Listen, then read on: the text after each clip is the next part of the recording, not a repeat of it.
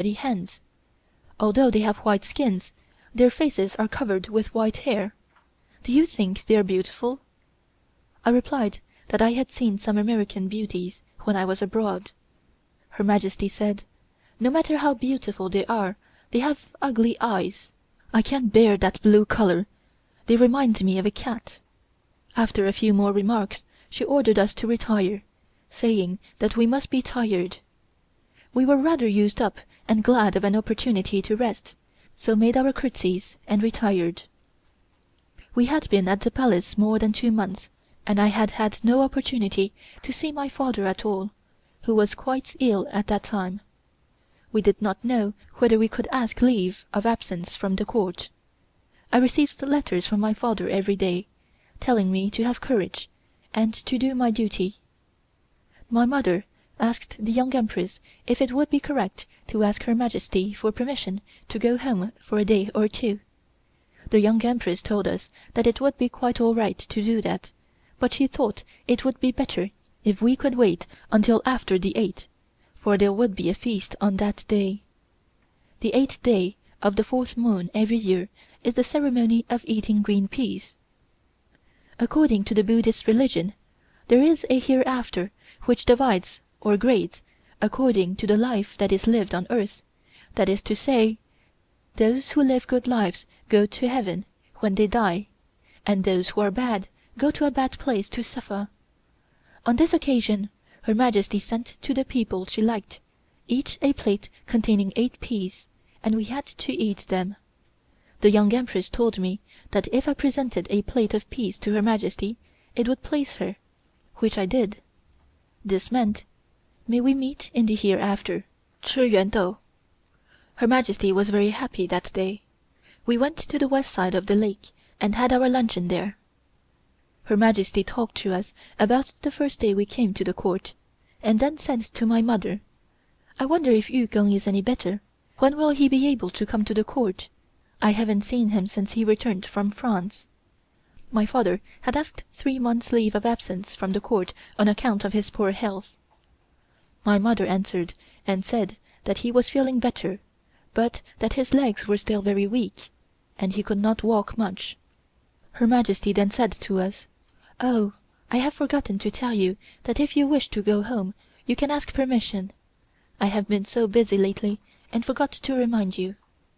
We thanked her and told her that we would like to go home and see how my father was, so she gave orders that we should leave the Court the next day. Then she asked me how long I would like to stay at home, and of course I knew the custom, and told her that I was waiting for her orders. Would 2 or 3 days be enough? We told her that it suited us beautifully.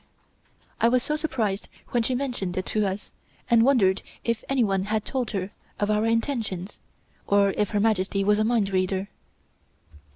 When she retired that afternoon, I went to see the Young Empress, who was always very nice and kind, and asked me to sit near her. Her eunuch brought me a cup of tea. Her rooms were furnished exactly the same as Her Majesty's, but everything looked extremely dainty, and showed a very good taste. We talked about the life of the Palace for a long time, and she told me that she was very fond of us, and so was Her Majesty.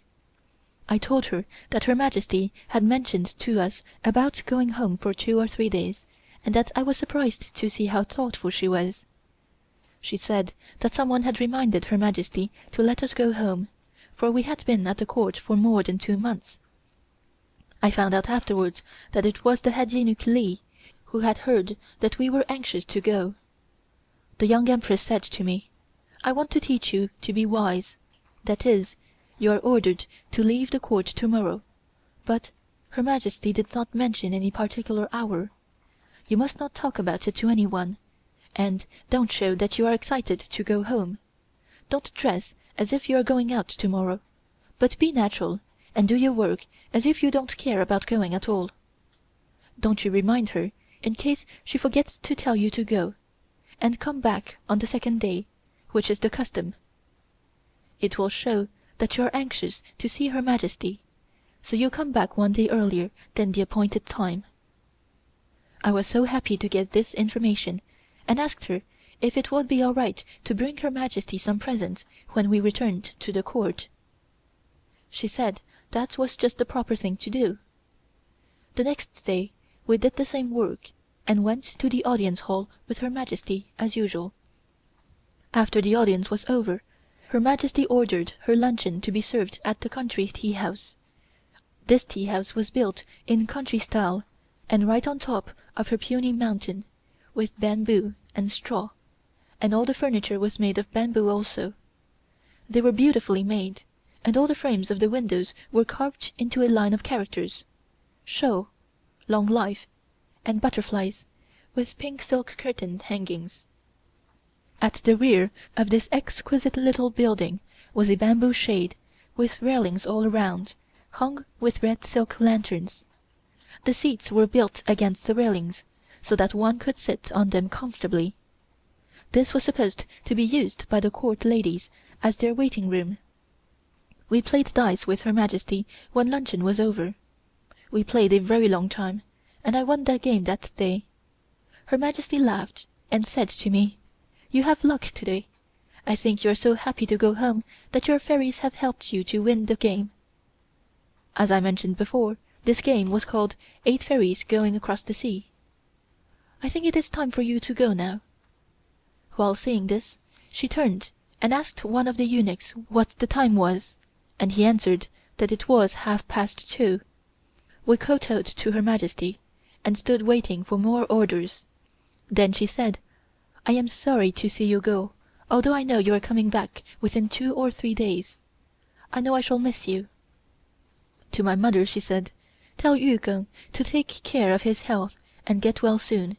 I have ordered 4 eunuchs to accompany you, and am sending some of my own rice for him." We had to kowtow again in thanking Her Majesty for her kindness, and finally she said, "你们走吧, you can go now." We withdrew and found the Young Empress on the veranda.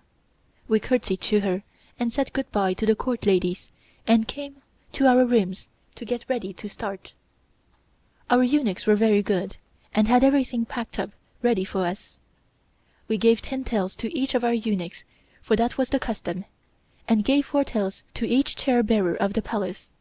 When we arrived at the Palace gate, our own chairs were waiting for us. We said good-bye to our eunuchs. Strange to say, they seemed attached to us, and told us to come back soon. The 4 eunuchs ordered by Her Majesty to see us home were there, and as soon as we got into our chairs, I saw them riding on horseback beside us. It seemed to me just like a dream, the 2 months I had spent at the court, and I must say I felt very sorry to leave Her Majesty, but at the same time I wanted very much to see my father. We got home after a 2 hours' ride, and found him looking much better, and one can imagine how happy he was to see us. The 4 eunuchs came into our parlor, and placed the yellow bag of rice on the table. My father thanked Her Majesty by kowtowing to the ground. We gave these eunuchs each a little present, and they departed. I told my father about my life at the Palace, and how very kind Her Majesty was to me. He asked me if I could influence Her Majesty to reform some day, and hoped he would live to see it. Somehow or other I had the idea that I could, and promised him that I would try my best. Her Majesty sent 2 eunuchs to see us the next morning, and also sent us food and fruits. They told us that Her Majesty missed us, and had told them to ask if we missed her. We told these eunuchs that we were returning to the court the next day. We stayed at home only 2 days, and a great many people came to see us, and kept us busy all the time. My father suggested that we should start from the house at about 3 a.m. so as to get to the Summer Palace before Her Majesty was up. We left our house at 3 a.m. in total darkness, just like we had 2 months before. What a change! I thought I was the happiest girl in the world. I was told by many people, especially by the Young Empress, that Her Majesty was extremely fond of me. I had also heard that she did not care for young people at all. Although I was happy, I noticed that some of the court ladies did not like me, and they made me uncomfortable on many occasions